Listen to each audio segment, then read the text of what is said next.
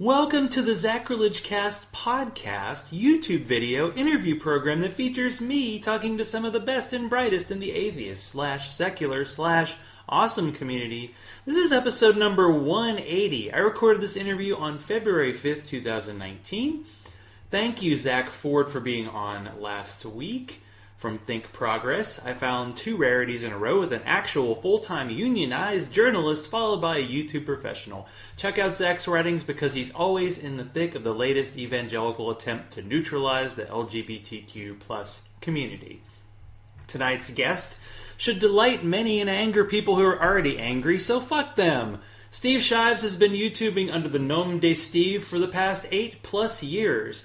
In that time, he's developed ongoing series in which he talks to stuffed animals, made fun of bad poetry, examined apologetic Christian writing and film, talked openly about social justice, which pissed off just about everyone, and geeked out about Star Trek and other films.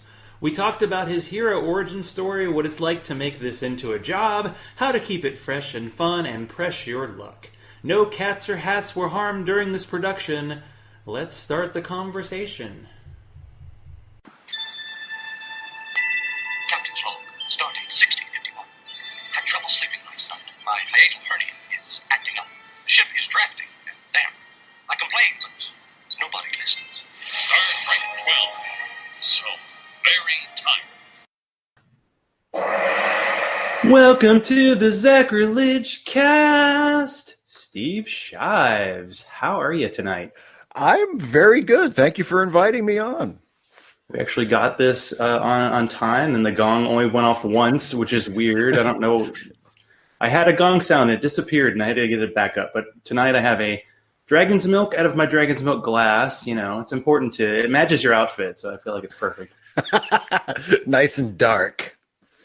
I imagine in the Steve Shives lair somewhere, it's like the bat suit. There's like 50 hats and 50 black shirts. Is that pretty much it for you?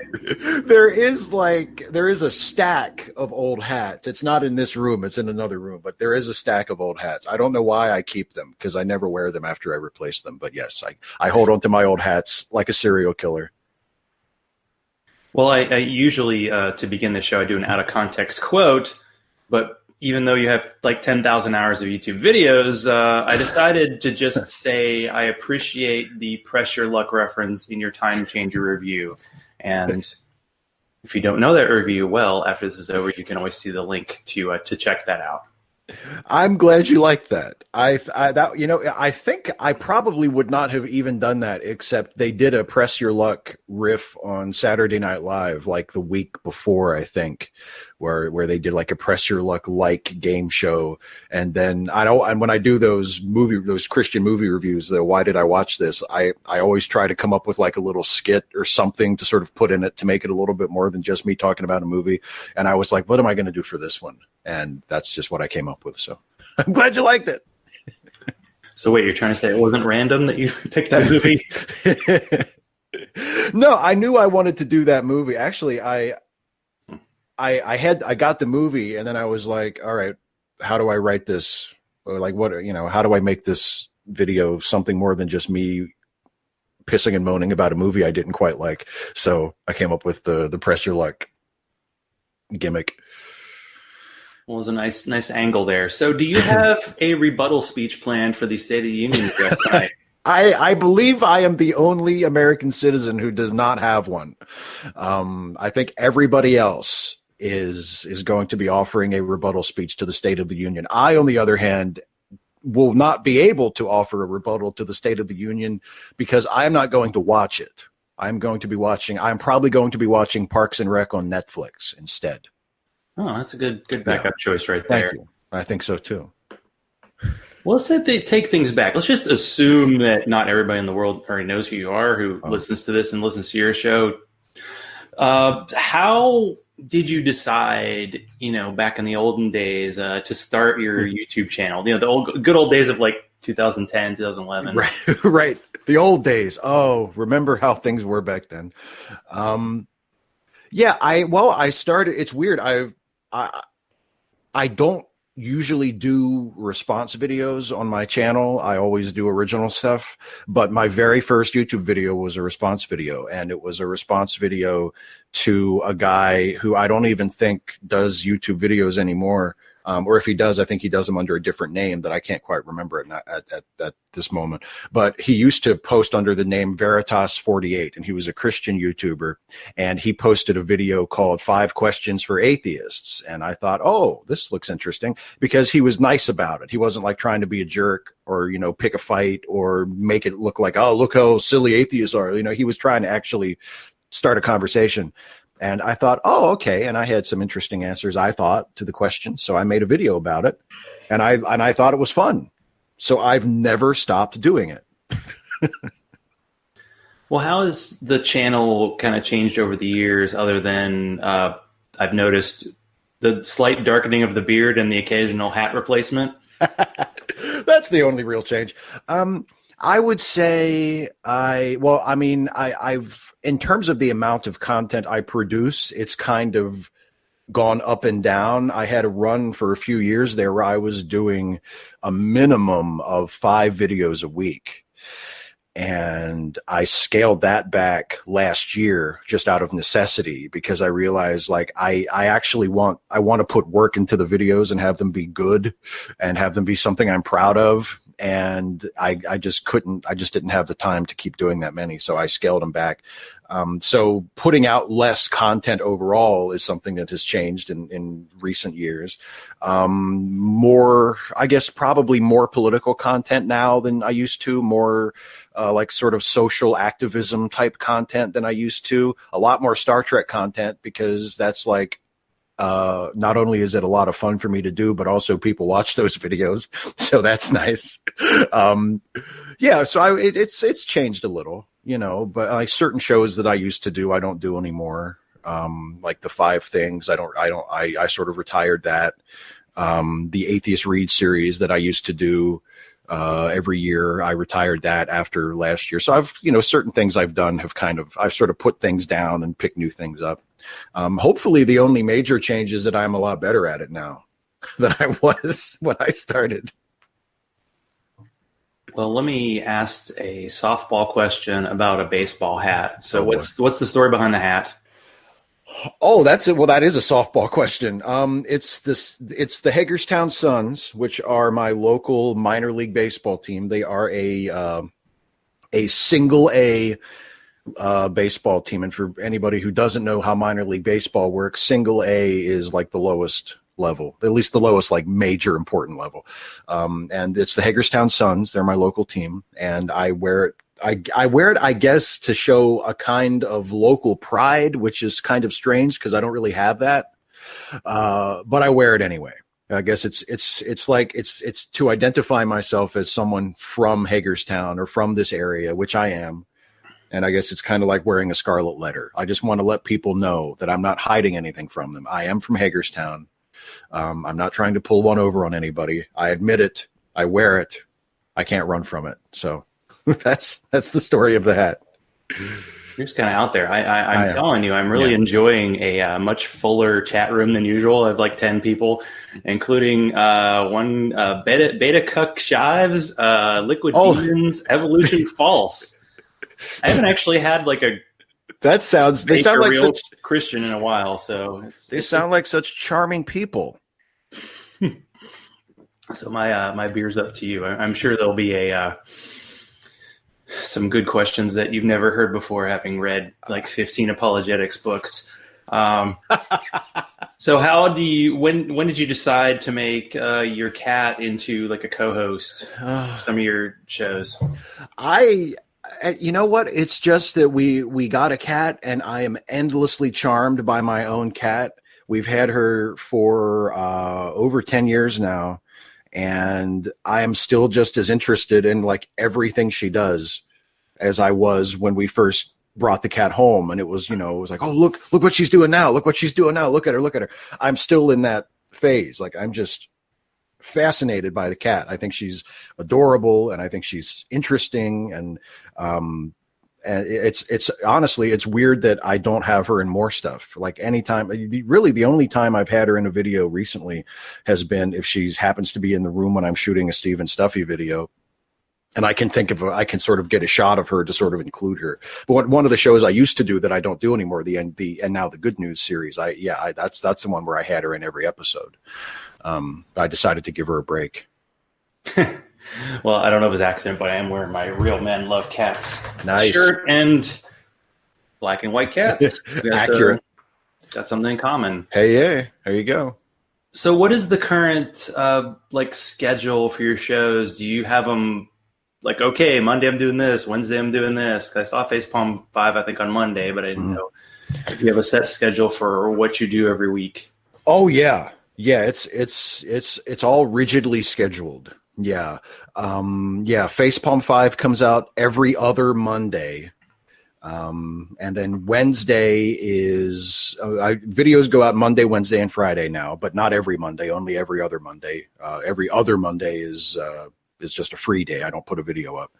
Then there's always a video on Wednesday, and that's when I put up the Star Trek videos, if there is one that week. And that's also when I put up, like, what you were saying with the Time Changer review, the Why Did I Watch This movie reviews, and other stuff, like sort of random videos that don't fit into a series or a category.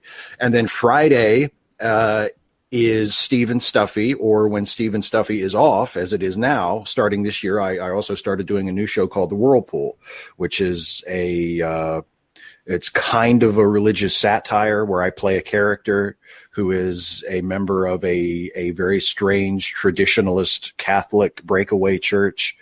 And it's sort of his like weird YouTube show. And yeah, I have days when I have shooting days and editing days and writing days, and it's all like broken down and very, very finely scheduled. Now, are people frightened when they see videos of you with hair? Yeah. I got a comment from someone who said, I can't believe you have hair. And I said, yeah, I do, but that ain't it. I mean, but people are, you know what it is? People are like weirdly fascinated by the fact that I have a hat on most of the time. It's not, and people think that like that I don't ever take the hat off, or that I'm afraid to be seen without the hat or something. Like, I have hair under the hat. I'm not hiding anything. And if I were bald, I wouldn't care. Like, I don't give a shit. Like, the hair under the hat is so unremarkable. It's not worth worrying about. But yeah, I guess it's weird to see me without just a hat on, because that's my look. So when I come in dressed differently and, with a wig on and playing a different character, I guess it is a little weird because I don't usually do that. Well, do you find it odd that when it comes to like the podcast versus YouTube world, like podcasts have these highfalutin names and usually hard to spell, like mine, because that's good marketing. And YouTube is like just your name. Do you feel like the YouTubers and podcasters, we can get along? I mean, I kind of play both. Yeah. I guess you do too. I mean, the podcasters and YouTubers that I know and hang out with get along great. But I mean, I do think there are some differences, right? I mean, you're right. Like, the YouTube seems more built around personalities, and podcasts seem more built around shows, I mean, and there are exceptions to that. There are YouTube channels that are built around shows, and there are podcasts that are built just around their host, and they don't really have a concept other than, hey, look, they have a podcast, and that's really it. So yeah, but I think generally that holds pretty true, that, yeah, YouTube is like, oh, so-and-so's YouTube channel, and it's just this person making videos, whereas a podcast actually is a show, and I think that's probably why podcasts are a little more tolerable. Because there's the mindset is we're doing a show, we're not just turning on the camera and like ranting about something, I don't know. It seems like YouTube is more work, because even tonight, I mean, I've done a bunch of these, but even tonight I was like, oh no, the lighting's a little funky, and I had to move my microphone. Oh no, the mighty microphone cannot move. And you try to get the sound right, and I don't even really think, oh wait, someone's actually looking at me for most of 45 minutes. That's why I like my guests to talk more. Right.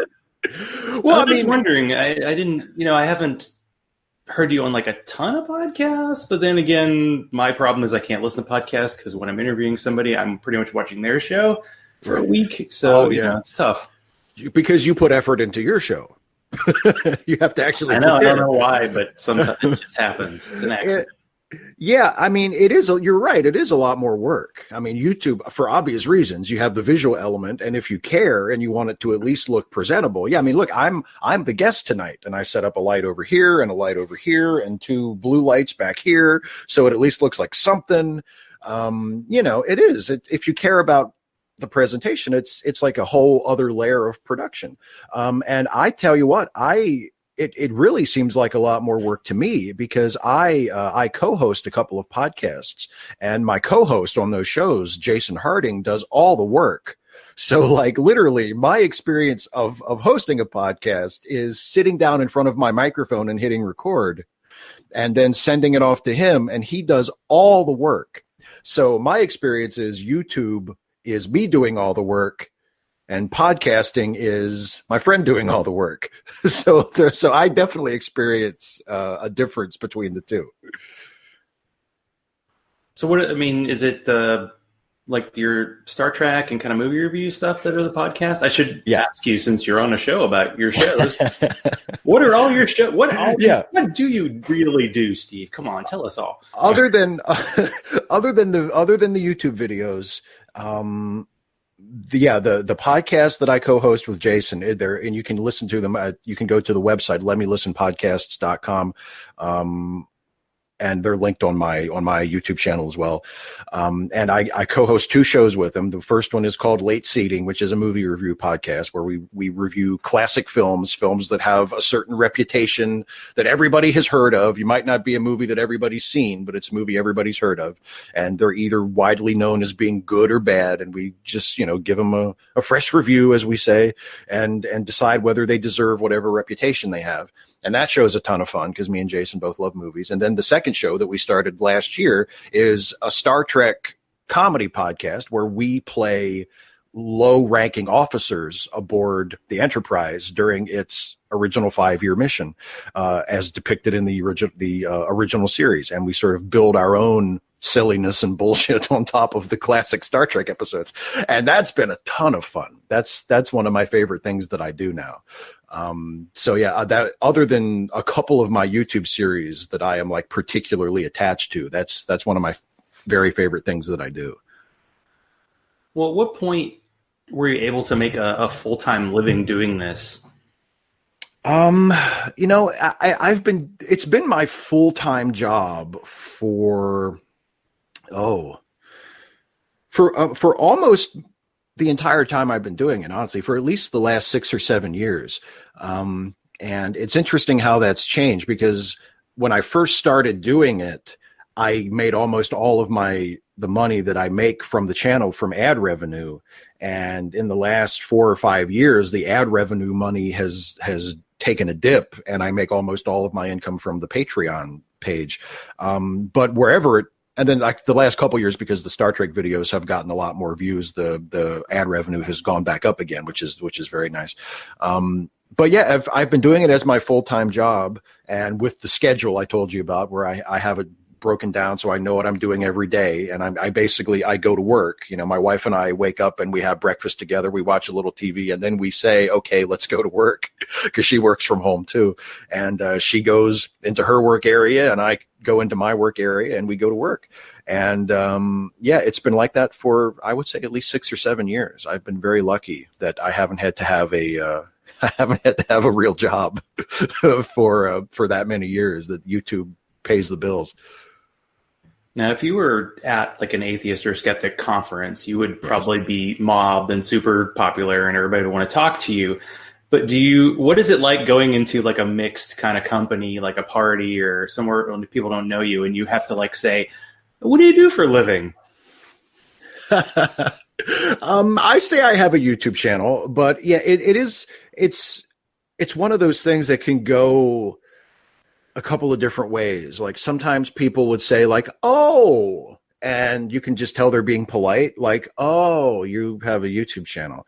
And then other times people seem genuinely interested or excited by it, just because I guess it's still pretty unusual. You know, it's unusual for a lot of people have YouTube channels, but I think most people think that everyone who makes a living with their YouTube channel is like super famous or someone who has millions of subscribers. I guess it doesn't occur to people, unless they're involved in it, that it's possible to earn an income without being like a household name or having a million subscribers. Because I certainly am not that, you know. I'm certainly not like, you know, an actual famous person. And actually, I don't even really get that. If I go to an atheist convention, I mean, there are people there who know me, who know who I am, but it's not like I'm, you know, a celebrity. Yeah, it's weird. It can go either way. So I guess it probably depends on what people know about YouTube. If they know about YouTube from reading about, you know, some famous YouTuber doing something incredibly racist and offensive in a journal, and like an article they read in the Wall Street Journal, then they might think, oh, you're a YouTuber, like, and think less of me because of it, you know. But if not, you know, they might think it's kind of cool. Well, you mentioned it earlier. You have, I guess, I don't even know what it's like, series, I guess, as part of your channel that have come and gone, and you sunset one of those last year. So can you talk a little more about like Atheist Reads, and are you sad that it's over? And do you think there are any Christian apologetics out there that you have not heard? I don't know. It's weird. Like, I'm a little sad that it's over. Because there was part of me that did enjoy it, even though I can't say I really liked any of the books. The closest I came to actually liking one of the books was the Screwtape Letters, which was one of the last ones I did, which is the C.S. Lewis book that is is written as sort of a satire. So it's not like a straight apologetics, you know, argument. It's more creative and a little bit more fun. But yeah, I mean, I liked doing it. I thought I was doing something that was useful, and I miss that. Although I think I make myself useful in other ways with other videos I do. But on the other hand, the reason I stopped doing it was because I wanted to stop before I got sick of it. I wanted to stop before I hated it. And it wasn't at that point yet, but I could feel that it was going to get there. Like, I had done it for, I think when I stopped, I had done it for 6 or 7 years, 3 or 4 books a year. And I just got to the point where I thought, you know, if I keep doing this, number one, to answer your second question, I think I have seen pretty much all of the arguments, and I've answered them all.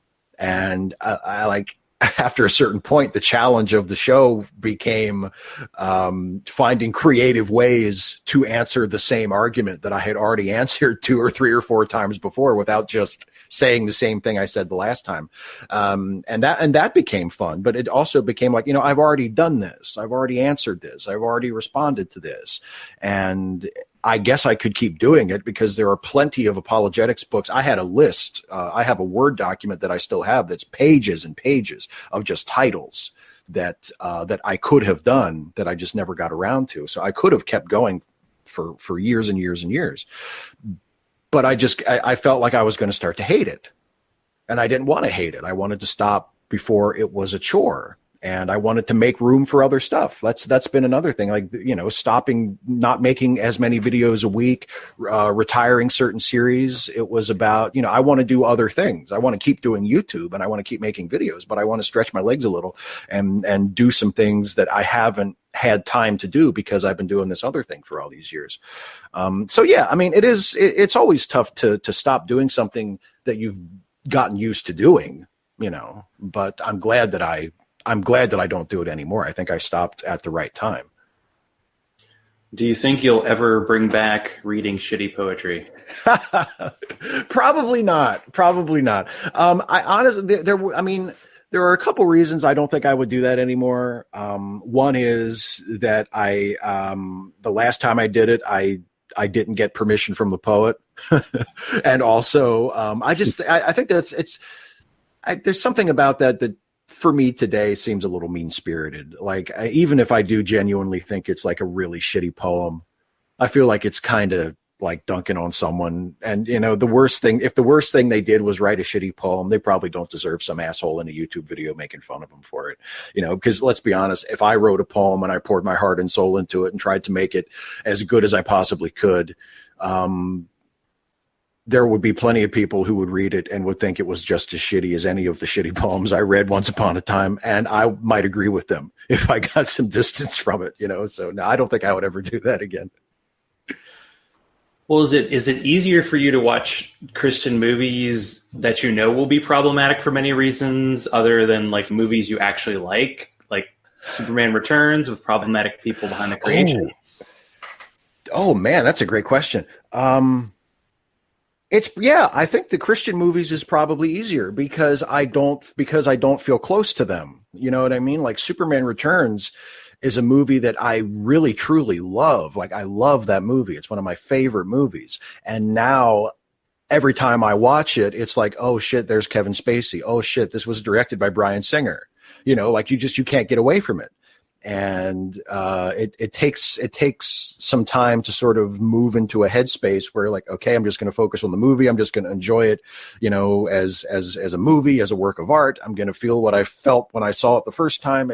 There's a lot going on. Whereas if I watch a crappy Christian movie that I have no connection to, I can approach it in a different way. And I don't have any sort of conflicting voices in my head going, isn't it a shame that you can't enjoy this the way you used to? Because when something like that happens, I've been watching Parks and Rec, like I mentioned a minute ago when we were talking about the State of the Union. I've been going through Parks and Rec on Netflix, and Louis C.K. has a recurring role in that. That happened to me. Like Louis C.K. and Aziz Ansari. In the exact same episode were totally creepy guys. Yeah.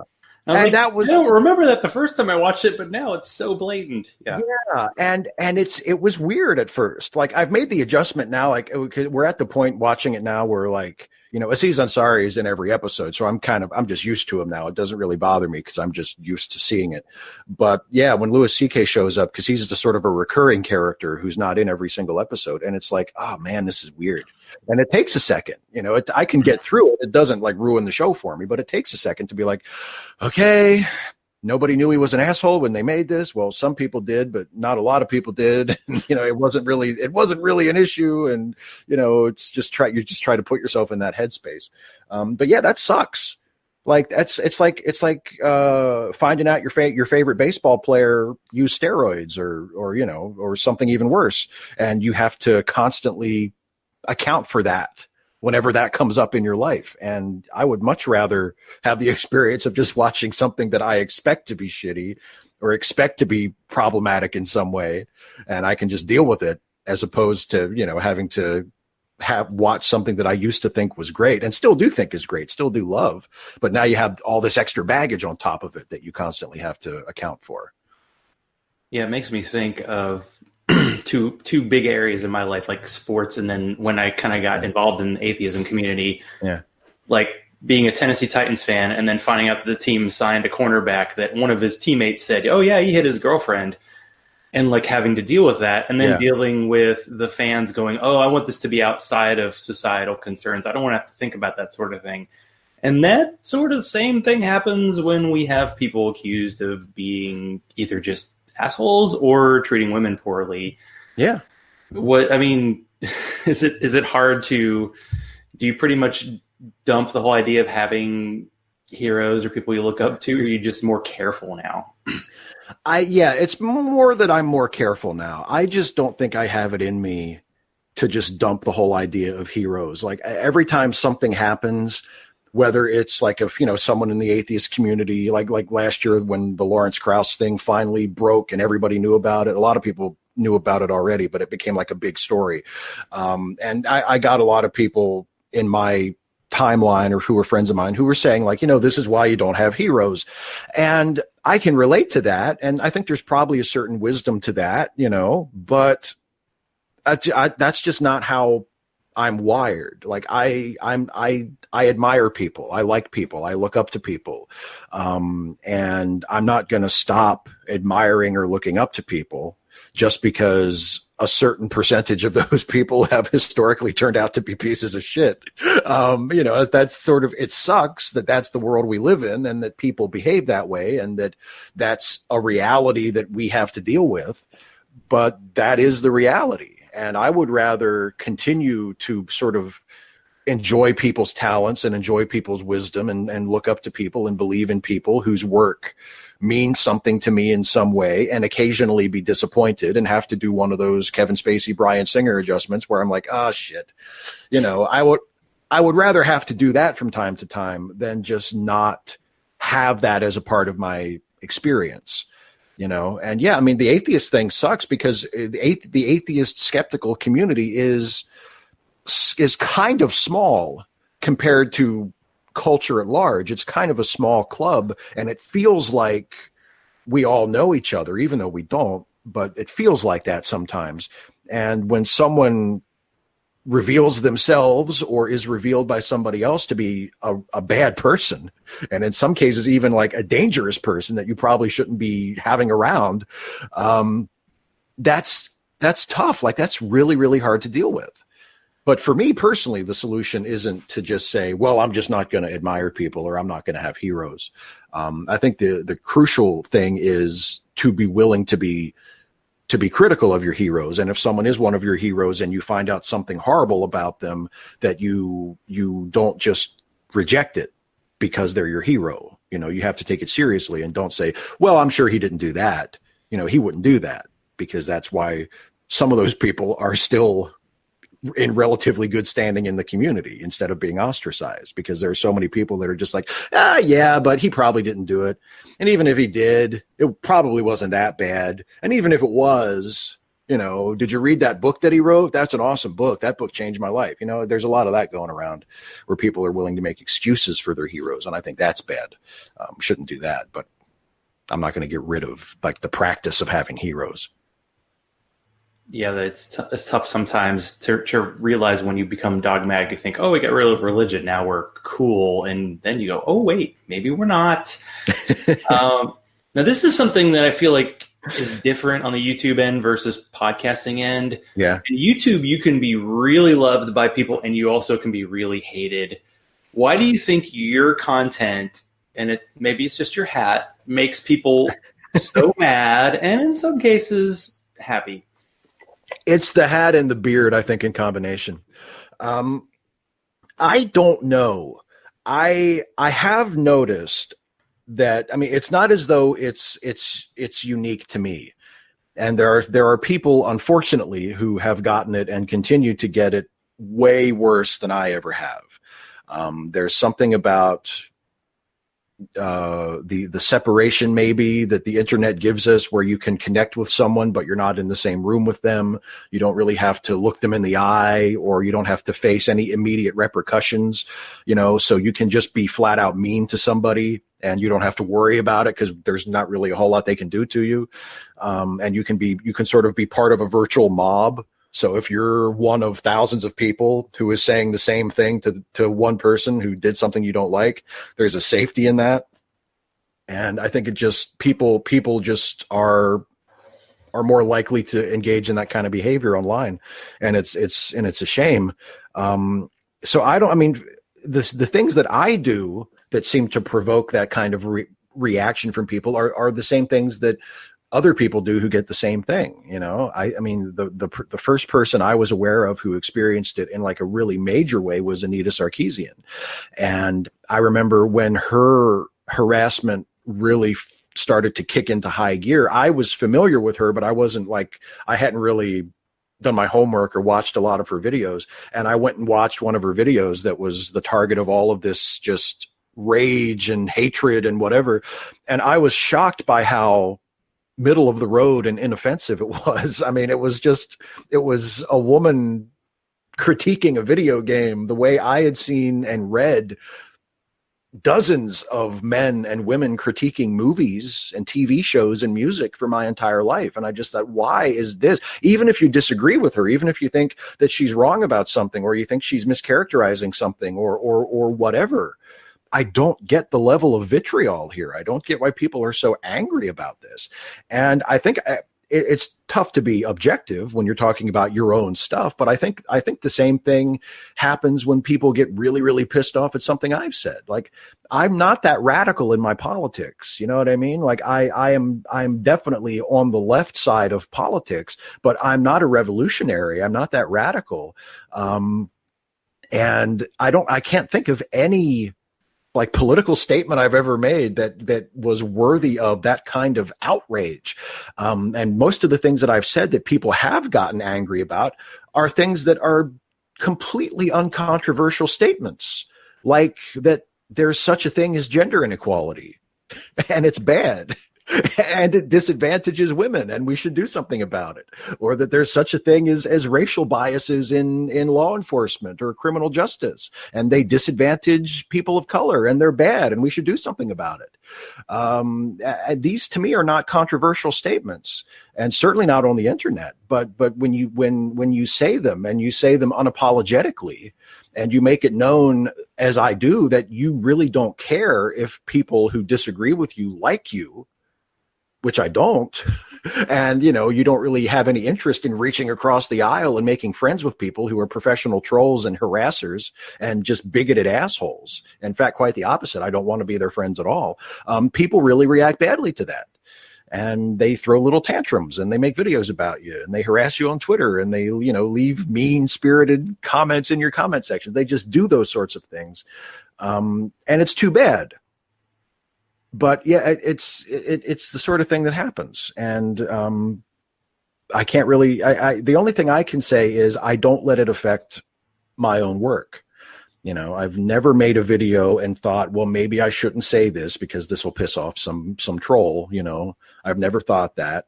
I've never said, well, I wish I could make a video about this, but I know that, people are going to give me shit over it, so I better not.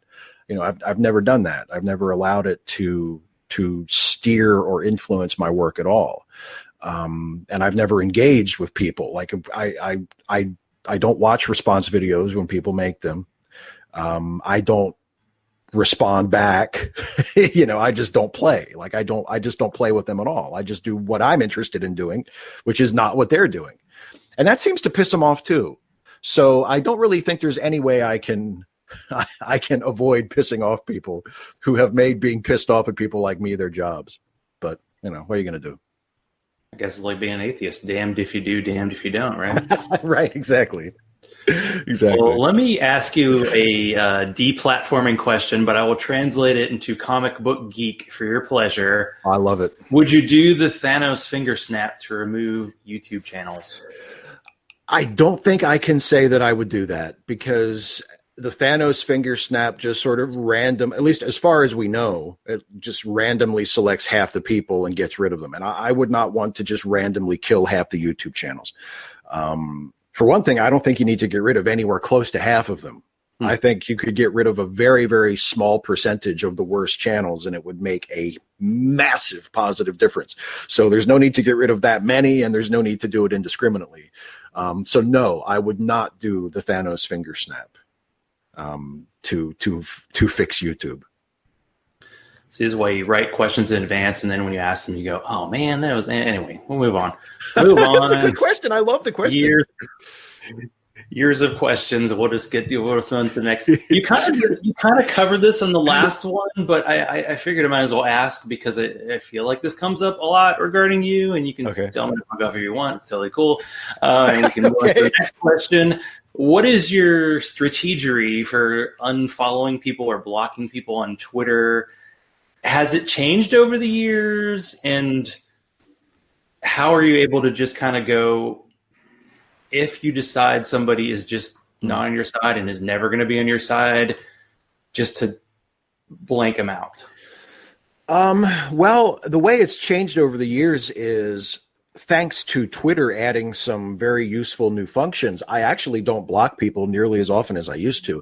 About 3 years ago, maybe 4 years ago, when I started catching a lot of trolling and online harassment, I would block people just constantly. Like I subscribed to a couple of block bots. I had a browser plugin called Twitter Blockchain that allows you to block all the followers of a particular person. So you just find someone who seems to be like the ringleader, say someone who made one of those attack videos and is having all of their followers swarm you. You can just block all of their followers. I would do that and just block just masses, huge groups of people in a relatively short period of time. But now that Twitter makes it easier to screen your timeline and to screen people out without necessarily blocking every single person, I don't really have to do that as often. I can mute people or I can, screen out certain phrases or whatever. And it's just a lot easier. I can control my notifications. So I only get notifications from people that I follow. So you don't open Twitter and have like, oh, wow, look, I have 99 plus notifications. Like that just never happens to me anymore. So I don't have to block people as often as I used to. But when I do block people, it's either if they seem like they're just a troll, they're just saying something that they're just being disingenuous and just trying to start shit. Or it seems like they might have like a fake account, or they have a trolly user pick, like it's, a Pepe or one of those NPC graphics or whatever, where it just seems like, okay, this is just an asshole who's just shown up here to clog up my timeline. I block those people. I block people who I know to be just awful shitheads. But generally speaking, I don't block nearly as often as I used to. And I unblock people almost every day. If I notice that someone I trust and like follows someone that I have blocked, I usually check them out. And if it looks like they're okay, I unblock them. But yeah, it's very subjective. It's a very personal thing. It's like if this person seems like an asshole or if it seems like they're just showing up to cause trouble, then I block them. It doesn't bother me. It's really nothing to me because to me, it's just, I don't hear from that person anymore. You're not really hurting someone when you block them. You're just saying you don't get to talk to me anymore. So it's not really something I lose a whole lot of sleep over. Yeah, I guess you have to kind of adjust and decide what to do with that. Yeah. Now, do you have, I'll try to avoid the second softball tonight. Well, I've probably asked a couple. But do you have some atheist / social justice kind of YouTubers and personalities that you admire and follow? Yeah, sure. You don't have to just name your favorite because that would be like your favorite cat, but you only have one, so that's easy. I have actually, yes, some of my really good online friends are fellow YouTube atheists / social justice types. I mean, as far as atheists go, I think my favorite is and probably has been for a while is still Aaron Ra. I really like Aaron, and I think he's great. And as far as people who I'm like pals with, I love Christy Winters. I love Kevin Logan, Foxy Jezebel, who doesn't really do YouTube that much anymore, but I've had her on my channel a couple of times, and we talk about like politics and comic books and shit, and she's just awesome. And just, going beyond like the atheism sphere, although she used to do a lot of atheist but ContraPoints is like one of my favorite people in the world right now. I just think she's amazing. And, she mostly does like social justice or, social activism type commentary videos. I think she's great. Yeah, there's a ton of people who do really, really great YouTube work that I think are amazing. I mean, even my co-host on the podcasts, Jason Harding, he doesn't really do YouTube anymore, but he had a YouTube channel. He had a great YouTube channel. He still has it. He just doesn't really update it anymore, called Opinionville. That is just genius. That's how we met. We became friends because we were fans of each other's channels, and now we're actually friends in real life. So yeah, there are tons of people who do really, really good work. And I wish that they could be elevated up, to the level that a lot of the shitty people are, because there are so many people on YouTube who are doing such awesome, creative and inspiring and positive work that don't usually get as much attention as the shitty people, with the happy exception recently of ContraPoints, because she has gotten a lot of mainstream attention lately, and it's been really, really cool to see, because she totally deserves it. And I wish more people like her would get like that kind of attention, because they deserve it too. Yeah, I think that's one thing I like about the community, is because it's a relatively small community, everybody's kind of rooting for everybody. So if someone does kind of break through and become sort of mainstream, it's like, that's a win for everybody, because this is someone who's making really good points that we wish we could do in such an artful way. Okay, I'm going to dump the joke question. I'm sorry, Jeannie. I know you want to hear someone tell a joke. I'm going to throw the hardest question I can think of at Steve Shives. Oh, God. Okay. If you end up in a desert island and you're only allowed one episode of Star Trek content for the rest of your existence, what would that be? Oh, this is this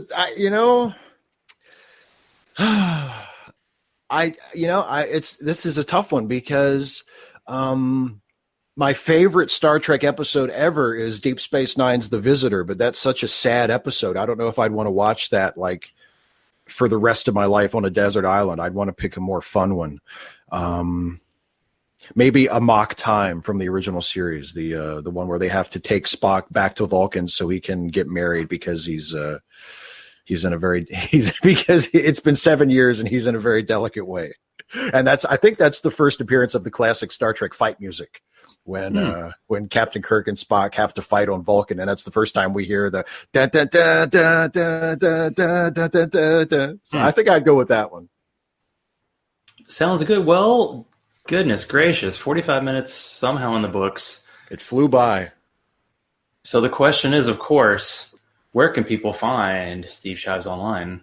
Oh, and what's coming up? What's next? What's going on? Oh, okay. Well, you can find me. You just go to youtube.com/Steve Shives to see my videos, and to hear the podcast that I'm on. You can go to letmelistenpodcasts.com.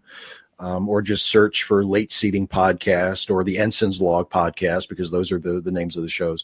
And what's next? Right before we got on the air here, I was finishing up my video for tomorrow, which is a review video about a documentary of that was released about 5 years ago that people may remember from back then, but I didn't see it until recently, called Kidnapped for Christ. That made me incredibly angry, and also made me incredibly admiring of the filmmaker, because it's a great movie about a really, really, infuriating subject. And then on Friday is another Whirlpool episode, and then next week is the next Star Trek video, the next Trek Actually video. So for Star Trek nerds who want to know why I think that Guinan should actually have Counselor Troy's job, you can watch that video. That's coming up. That'll be on next Wednesday. So not tomorrow, but a week from tomorrow. So that's what's coming up. Sounds good. Well, thank you, Steve, for getting on the show. I feel like I, for some reason, hadn't reached out to you before, and you were just like, sure. I mean, I like how it all worked out. I think had a great time. Hopefully you did too. I had a great time. Absolutely. This was a lot of fun. And thank you again for having me on. No problem. There are times, sir, when men of good conscience cannot blindly follow orders. Live read. Gaslit Nation is like the Pelosi ironic clap to Trump at the State of the Union in podcast form. I don't listen every week because I keep downloading 40-hour audiobooks, but these ladies are fierce and they show no signs of letting down. Yes, things are bad as we think, and worse, and we have to speak up because while normal turns more into the Twilight Zone every day, we can still cry out that it should not be this way. They talk about Roger Stone potentially going to prison, and like a lot of these decades in the making criminals, why haven't they been indicted before? It's like Icarus, except he's flown close to a galaxy's worth of stars and sent them all into a black hole without penalty. I've interviewed podcast hosts with small audiences, and I've had on Aaron Ra with his 200,000 YouTube subscribers. Sometimes you get in that black hole gravitational pull of a big star, and that brings a classic both sides situation. The chat room for this week's live recording was very weird this week. Jeannie did her best, but I had two Christian apologists and a mix of people that I could not tell if they liked Steve or not. I had to parry it first, and then I had to just let it go. Perhaps if this show/channel gets bigger, I'll deputize a chat room moderator or two, because you can get good questions from this source, and you can get a bunch of nonsense.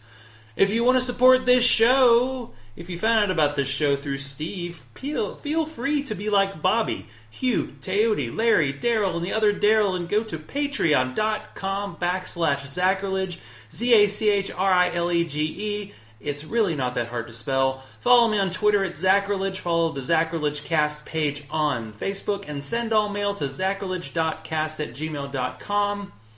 Thank you to Steve Shives for being on this week. I have Cognitive Dissonance on a bit later this month, but for now, I have to go hustle for guests. So let's continue the conversation next week.